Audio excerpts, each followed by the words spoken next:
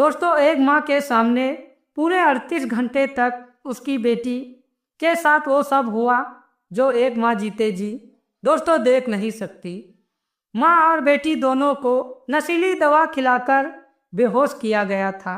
फिर उसकी बेटी के साथ दोस्तों वो सब हुआ जो कि एक माँ सोच नहीं सकती है। इस वारदात को अंजाम देने के बाद साथियों आरोपी वहां से फरार हो जाता है। तो दोस्तों बिना देरी करते हुए कहानी को विस्तार से शुरू करते हैं। उत्तर प्रदेश के बस्ती जिले का वो कर्नेलगंज, जहां रामफल अपनी पत्नी कमला और होनहार बेटी आशा के साथ रहता था। दोस्तों, रामफल के पास खुद की जमीन ज़्यादा नहीं थी, पर उसकी ईमानदारी का कद बहुत ऊंचा था। वह दूसरों की जमीन बटाई पर लेकर उसमें मेहनत करता और उसी से अपने परिवार को चलाता था। दोस्तों, उसके पड़ोस के गांव का जसवंत जो था, उसकी गंदी नज़र अक्सर रामफल की बेटी पर रहती थी। दोस्तों, एक दिन रामफल अपने खेतों पर जाता है।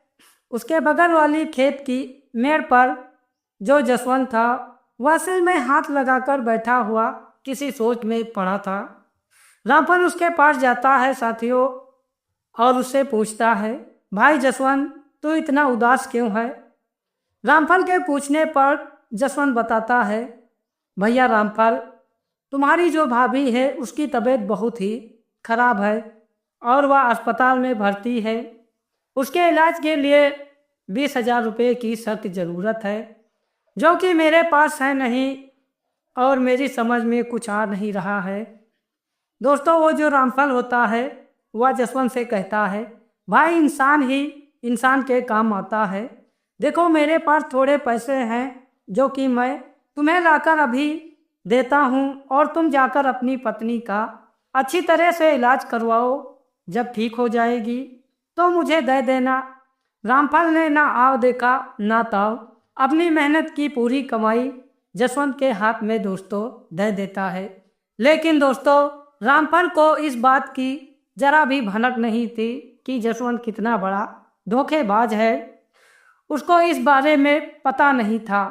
जब जसवंत के हाथ में दोस्तों पैसा आता है तो वह रामफल से कहता है, भाई रामफल, तुमने मुसीबत में मेरा साथ दिया है और मैं जल्द ही इन पैसों को लौटा दूंगा तुम्हें।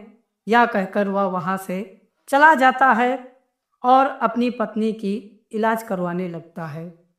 दोस्तों, कुछ दिनों के बाद रामफल अपनी पत्नी कमला और बेटी आशा के साथ खेतों में गेहूं की कटाई कर रहा था। तभी वहां पर जो होता है जसवंत, वह पहुंच जाता है खेतों पर और जसवंत की नज़र जो होती है वह रामफल की बेटी पर पड़ जाती है, जो कि अब 18 साल की हो चुकी थी।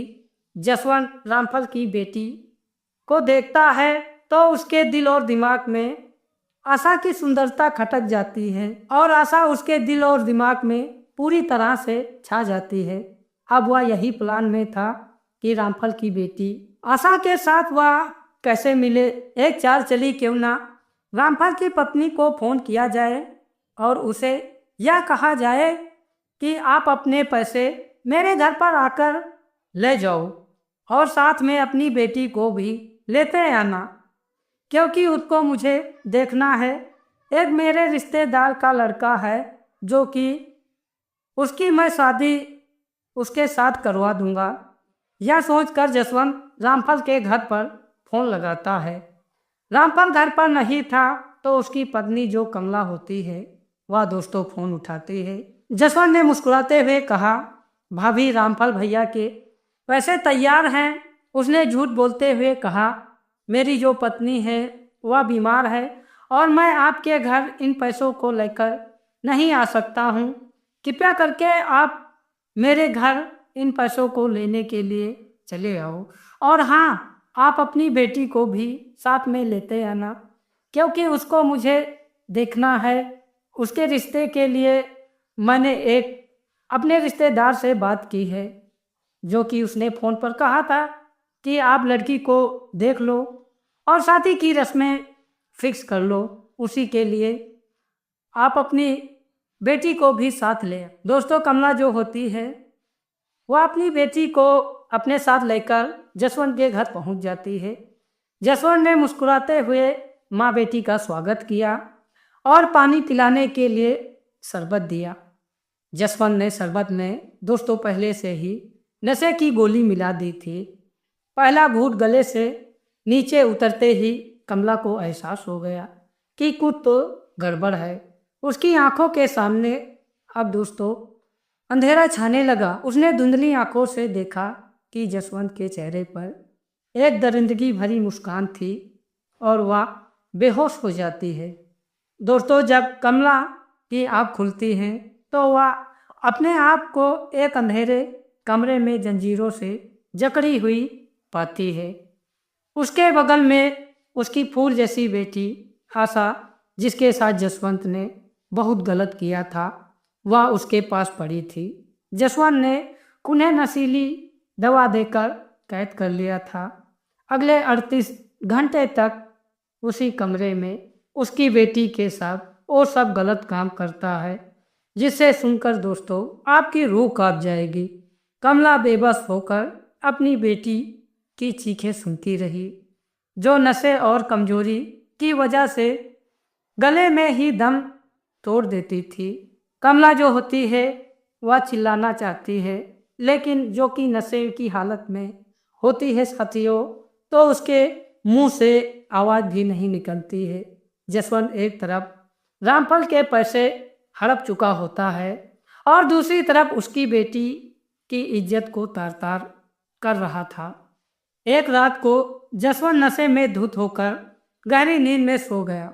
शायद उसे लगा था कि ये माँ बेटी यहाँ से भागने की हिम्मत अब नहीं कर पाएंगे, लेकिन दोस्तों एक माँ की ममता और बदले की आग ने कमला को शक्ति दी। उसने किसी तरह से अपने हाथ खोल लिए और अपनी अधमरी बेटी को कंधे पर लाद कर उस मौत के घर से बाहर निकल गई। जब वह अपनी बेटी को लेकर घर पहुंची और रामफल ने अपनी पत्नी और बेटी की हालत देखी, तो उसके पैरों तले से दोस्तों जमीन खिसक गई। वह तुरंत उन्हें लेकर थाने पहुंच गया। पुलिस ने जब जसवंत के घर दबिश दी तो वह भागने की दोस्तों फिराक में था, लेकिन कानून के हाथों से नहीं बच सका। उसे न केवल रामफल के पैसे लौटाने पड़े, बल्कि उसको उम्र कैद की सज़ा भी झेलनी पड़ी।